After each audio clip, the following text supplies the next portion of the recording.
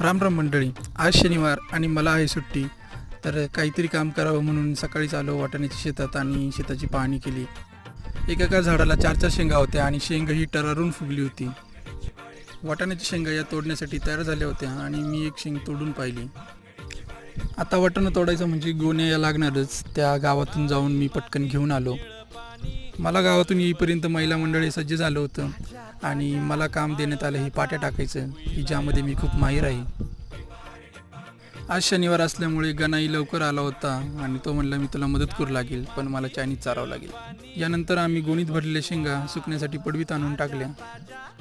यानंतर आमचा मन्याभाई म्हणला मी काय शेतात येणार नाही, मी येथेच बसून शेंगांची राखण करतो. आम्हाला एक गोणी भरेल याचा अंदाज आल्यावर आम्ही ती लगेच भरायला घेतली. ती भरलेली गोणी आम्ही लगेच शाईनवर टाकली आणि आलो कानोरला घेऊन. ठरल्याप्रमाणे गणालाही चायनीज चारण्यात आले.